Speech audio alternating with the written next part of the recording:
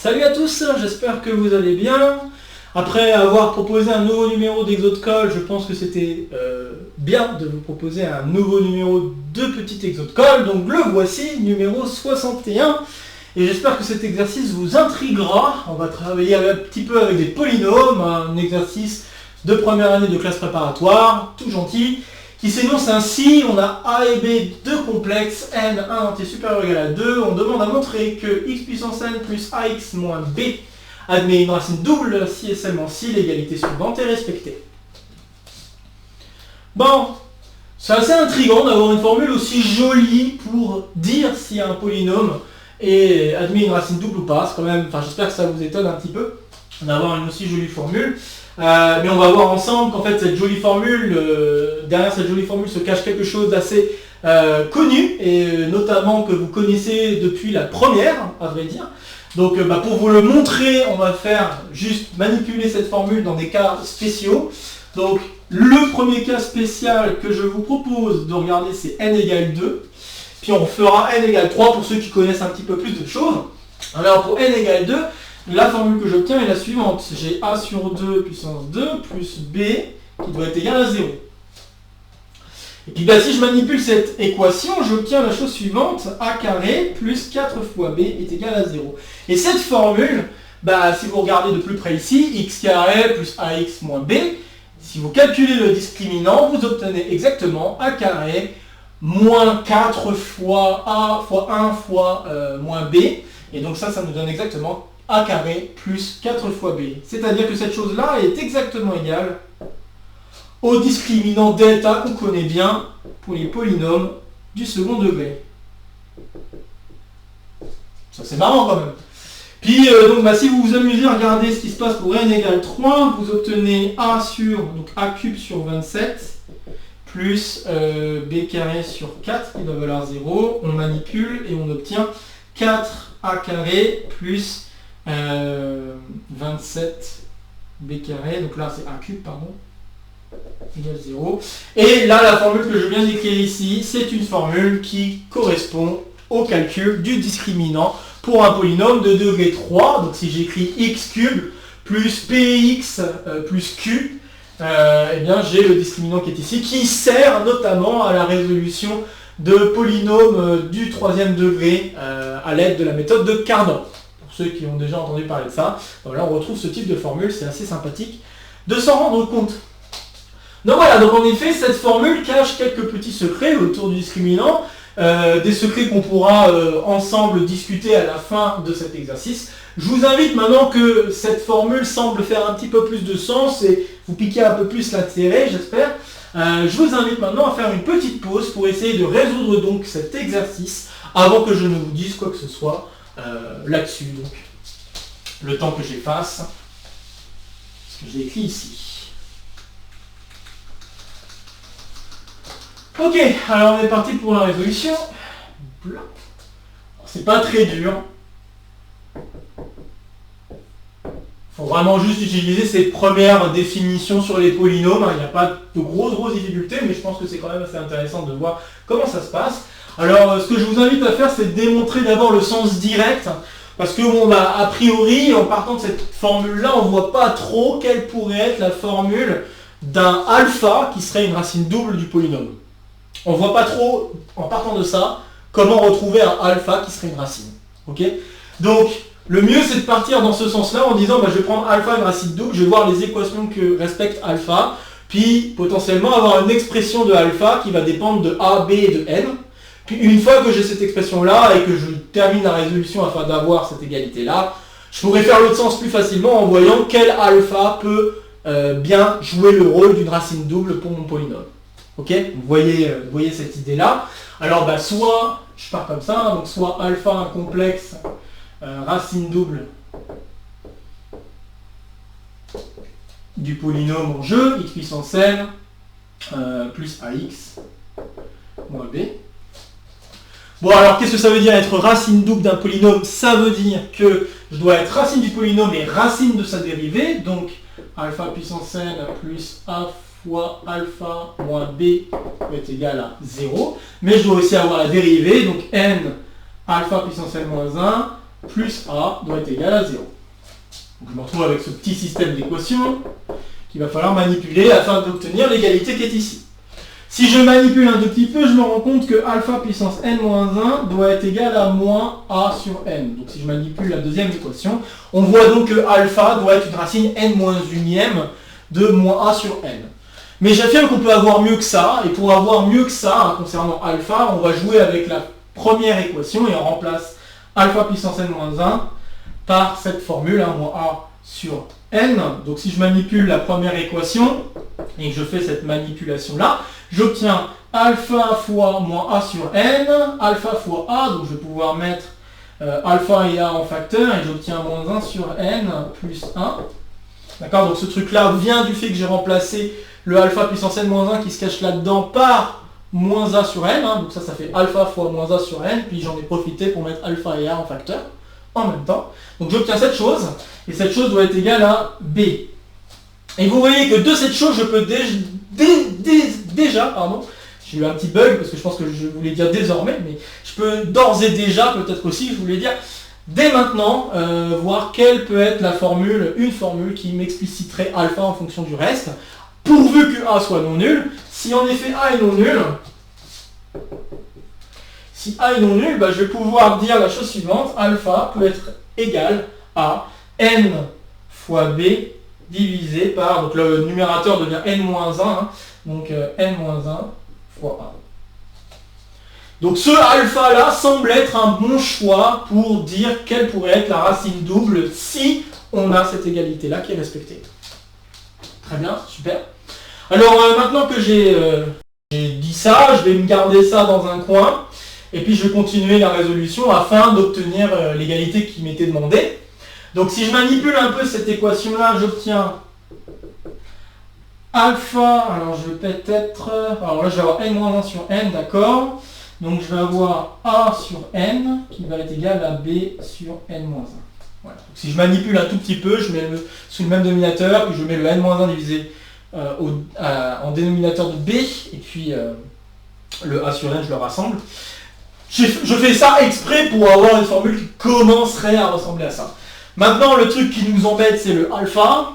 Pour se débarrasser du alpha, on peut utiliser la relation 2, donc c'est-à-dire que je vais exposer ça, donc mettre ça à l'exposant n-1. Donc je vais faire ça, donc ceci implique que alpha puissance n-1 qui va me donner moins a sur n, fois a sur n à la puissance n-1 est égal à b sur n-1 à la puissance n-1. Et je pense que vous serez d'accord avec moi qu'il est assez simple de passer de ça à l'équation qui est ici, d'accord. Vous avez bien le a sur n à la puissance n, vous avez un moins qui va vous permettre de le mettre de l'autre côté, et du coup vous avez bien a sur n à la puissance n plus b sur n-1 puissance n-1 qui donne 0.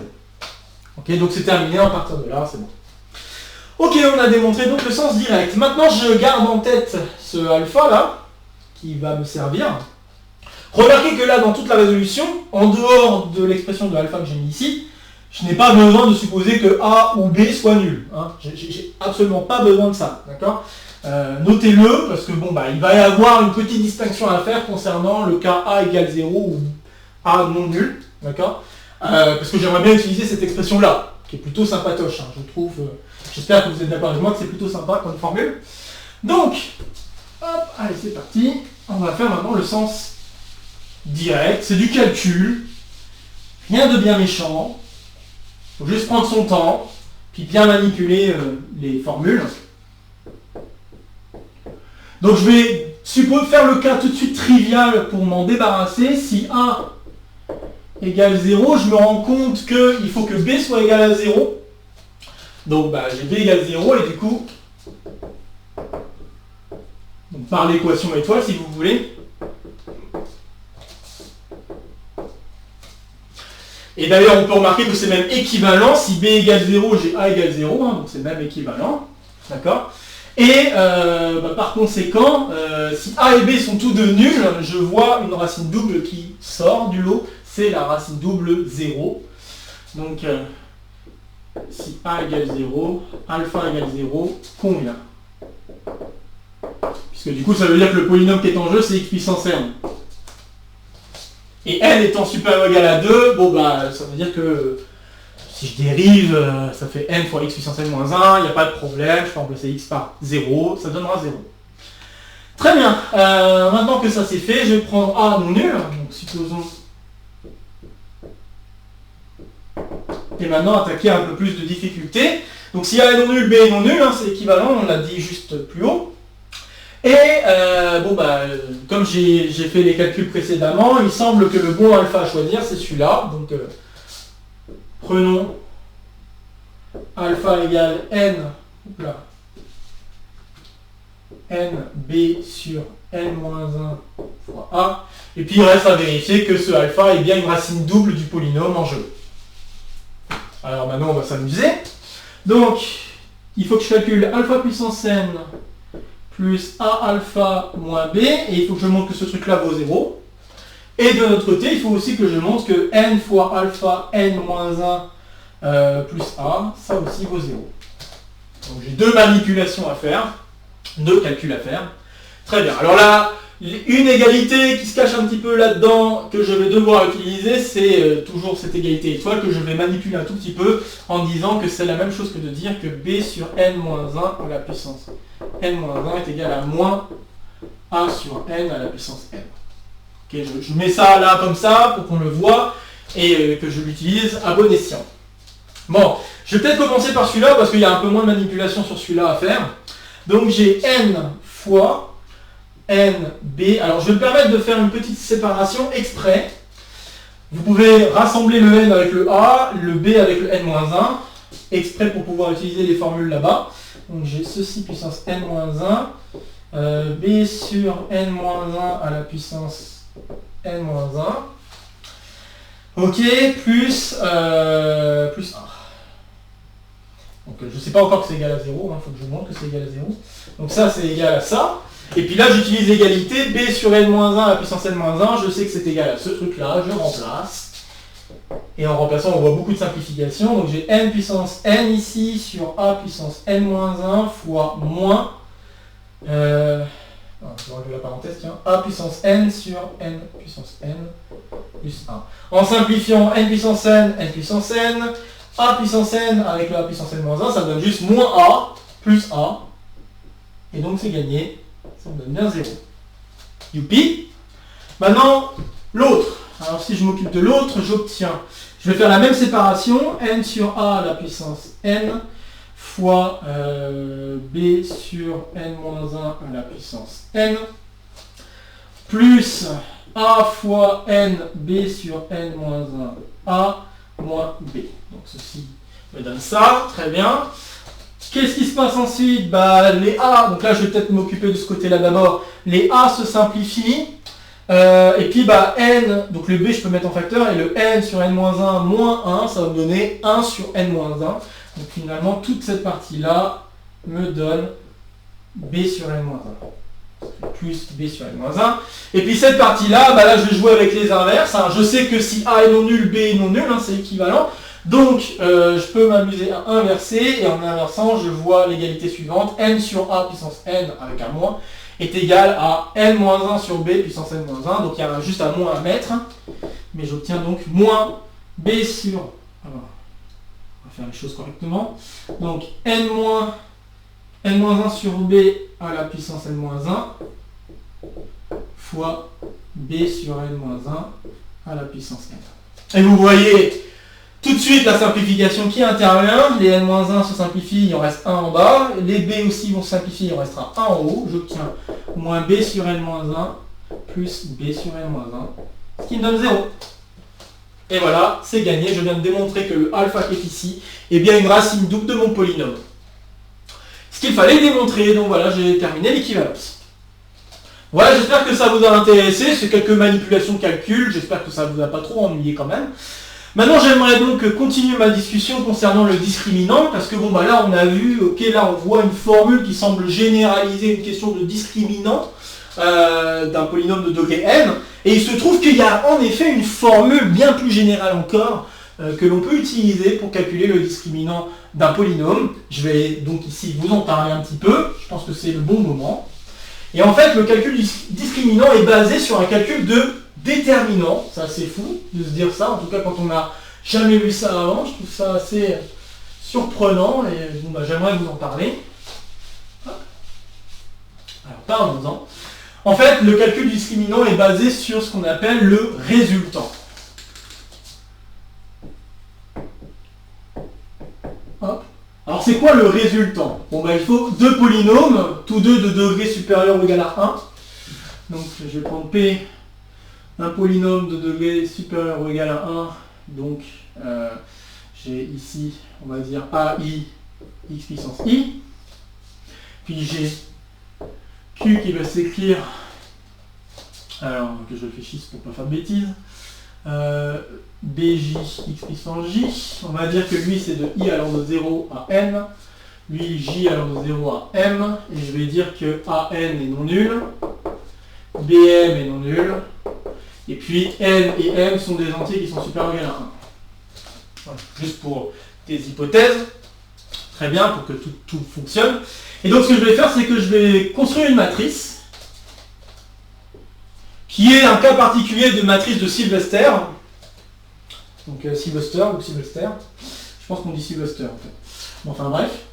Et en fait, je vais m'amuser à faire des diagonales. Donc ce qui va se passer, c'est que je vais faire la chose suivante. Je vais mettre les coefficients du premier polynôme d'abord, en partant de an jusqu'à a0. Et puis je vais descendre d'un cran jusqu'à obtenir m colonnes de cette forme. Donc là, les diagonales signifient que je descends d'un cran à chaque fois, jusqu'à ce que le A0 atteigne le bas de la matrice. Okay, donc là, j'ai une matrice donc, qui va être de taille n plus m fois n plus m. D'accord? Donc là, ce qu'il me reste à faire, c'est n colonnes. Et les n colonnes restantes, je vais faire la même chose, mais avec les coefficients du polynôme Q. Donc je vais faire bm jusqu'à B0, et puis pareil, j'incrémente de 1 à chaque fois que je passe d'une colonne à l'autre, tous les coefficients, jusqu'à ce que B0 atteigne le bas de la matrice. Tout le reste des coefficients sont nuls, bien sûr. Et voilà la matrice que je vais utiliser pour calculer ce qu'on appelle donc le résultant, et donc le résultant, on note R de PQ, le résultant de PQ, c'est donc le déterminant de cette matrice. Donc voilà quelque chose qui va nous servir pour généraliser la notion de discriminant. Et en effet, si on va jusqu'au bout de la chose, maintenant qu'on a ce discriminant et tout ce qu'il faut, je pense, je peux vous annoncer un résultat qu'on ne va pas démontrer ici parce que question de temps. Probablement qu'on pourra en parler lors d'un prochain numéro d'Exode-Call, je pense que ça peut être un sujet d'Exode-Call. Mais un truc très intéressant, c'est la propriété suivante. Le résultant de deux polynômes est nul si et seulement si P et Q admettent un facteur commun non trivial. Commun non trivial. Alors qu'est-ce que j'entends par non trivial? C'est que j'entends que c'est pas un inversible, donc c'est pas un élément du corps. Là ici imaginons que c'est les complexes, donc c'est pas un élément complexe. Et donc ça veut dire que c'est un polynôme de degré au moins 1, c'est ça que je veux dire par là. Donc il doit exister un polynôme de degré au moins 1 qui est facteur de P et de Q à la fois. Donc c'est ça que veut dire que le résultant est nul, et donc c'est vraiment une équivalence, c'est assez fou de voir ça. Donc je trouve que c'est un résultat très intéressant, qui peut être bon de jeter un coup d'œil, de voir comment ça peut se résoudre. Comme je l'ai dit, peut-être que ça sera l'objet d'un Exode-Call ou un petit Exode-Call, là j'ai pas le temps vraiment d'aborder une résolution de cette chose. Mais ce que je voudrais vous dire, c'est qu'à partir de là, on peut donc en effet définir un discriminant pour un polynôme de degré supérieur ou égal à 2, qui va être le suivant. Donc si j'ai P, un polynôme de degré supérieur ou égal à 2, je peux définir un discriminant, et ce discriminant est défini à un coefficient près, que je vais vous expliciter quand même. Ça va être le résultant de P avec P'. Donc P avec sa dérivée. Alors, si ce truc-là vaut 0, vous vous rendez compte qu'en effet, ça veut dire que P et P' ont un facteur en commun. Et si P et P' ont un facteur en commun, ça veut dire quoi? Ça veut dire qu'on a une racine double. Donc on se rendrait compte que R de P et P' vaut 0 si et seulement si P admet une racine double. D'accord? Donc on voit l'analogie avec le discriminant, l'analogie avec cette formule ici. Ok. Alors il y a juste un petit coefficient par lequel multiplier cette chose pour peut-être rendre un peu plus d'homogénéité sur la formule. Donc en général on multiplie par moins 1 puissance n fois n-1 sur 2 et on divise par le coefficient dominant. Donc ici comme j'ai mis des a, ça sera an. Donc on divise par le coefficient dominant afin d'obtenir la formule ici.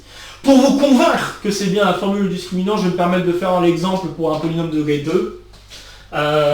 Ok, donc oui, c'est ça. Donc je vais faire un exemple pour un polynôme de degré 2. Donc si je prends P qui est égal à AX carré plus BX plus C, ok, avec A non nul bien sûr. Bon, alors le déterminant que je dois calculer, donc le discriminant que je dois calculer, ça doit être, alors, moins 1 puissance n fois n-1 sur 2, alors ceci me donne 2 fois 1 sur 2, ça donne 1, donc ça donne moins 1. Je vais avoir moins 1 divisé par a, pour le coefficient qui se trouve avant le calcul du résultant. Et puis pour le résultant, je vais obtenir la chose suivante. Alors la matrice va ressembler à la chose suivante. La dérivée de ce polynôme est un polynôme de degré 1, donc ça veut dire que je dois mettre une seule colonne avec les coefficients de la matrice P. Puis je dois mettre ensuite deux colonnes avec les coefficients de la matrice P, enfin les coefficients du polynôme P'. Je vais avoir donc 2AB et puis ensuite 2AB ici que je décale d'un cran, des zéros ailleurs, et il fallait que je mette un trait droit parce que c'est un déterminant. Donc je me retrouve avec ça, et puis là, vous choisissez la méthode que vous voulez pour calculer ce déterminant. Moi je vais m'amuser à utiliser la formule de Sylvester. Hop, je pense que c'est assez sympa à voir. Donc formule de Sylvester, vous faites le produit des coefficients dans chacune des diagonales, quitte à étendre la matrice. Donc vous pouvez, je vais peut-être rappeler ça rapidement parce que je pense que c'est bien d'en parler.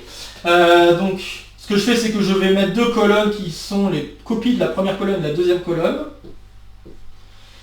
Et puis donc 2A, B, 0. Voilà. Et puis une fois que j'ai fait ça, je m'amuse à faire des diagonales. Et toutes les diagonales que je vais faire en vert, vous faites des produits d'entre eux et vous les additionnez avec un signe plus. Puis toutes les diagonales que je vais faire en rouge, vous les multipliez également entre elles, les coefficients pour chacune des diagonales, et vous les soustrayez. Donc ça doit être avec un signe moins. Donc je ne sais pas si le vert et le rouge, oui, ça se distingue un peu quand même. Donc je vais essayer d'écrire le résultat en vert et en rouge. Donc en vert, qu'est-ce qu'on obtient? On a donc A fois B, donc AB carré, plus 2A fois C, donc ça va me donner 4A carré C. Puis ensuite, je vais avoir 0 fois B fois 0, donc ça fait 0. Et puis en rouge, je dois soustraire, donc je vais obtenir C fois B fois 0, donc 0.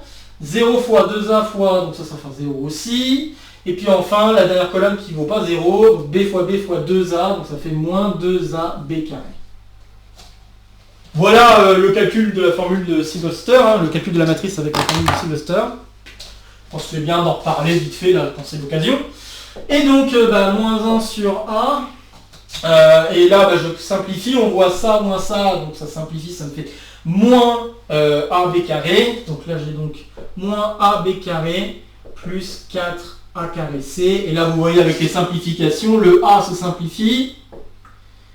Tac. Et puis le moins se distribue, j'obtiens alors B carré moins 4AC, qui est exactement la formule du discriminant du polynôme du second degré, si je l'écris sous la forme AX carré plus BX plus C. Voilà, et en fait vous pouvez obtenir, grâce maintenant à cette formule-là, vous pouvez obtenir des discriminants pour des polynômes de degré, ce que vous voulez. Degré 3, degré 4, degré 5, degré N.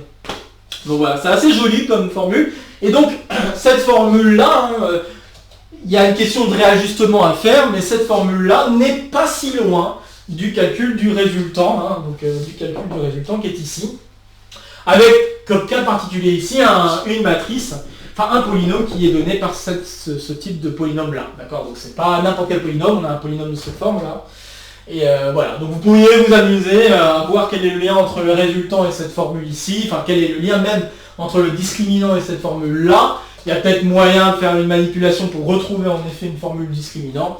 Voilà, je pense que c'est assez joli et je voulais vous partager, donc j'espère que ça vous plaît, que ça vous intrigue, d'en savoir un peu plus. Bon voilà, alors cette question-là de montrer que le résultat est nul, si seulement si P et Q ont un facteur commun non trivial, ça peut être l'objet d'un prochain exo de colle. Je pense que ça ne sera pas pour maintenant, mais peut-être pour une prochaine fois, je sais pas, d'ici peut-être quelques semaines, voire quelques mois, enfin quelques mois, j'espère pas trop, mais quelques semaines on va dire, voilà. Bon, je m'arrête ici. J'espère que ça vous a plu cet exercice et que tout ce que je vous ai raconté autour également vous a captivé. N'hésitez pas à partager la vidéo si vous connaissez d'autres camarades qui pourraient être intéressés par cette vidéo ou par le contenu de la chaîne même de manière un peu plus générale. N'hésitez pas à laisser en commentaire vos retours, vos questions, tout ce qu'il faut pour alimenter cet exercice et toute la compréhension qu'il peut y avoir autour. Et puis voilà, des pouces, etc. Vous connaissez le tralala. Sur ce, je vous retrouve très prochainement pour de prochaines aventures mathématiques. Portez-vous bien, à très bientôt. Salut à tous!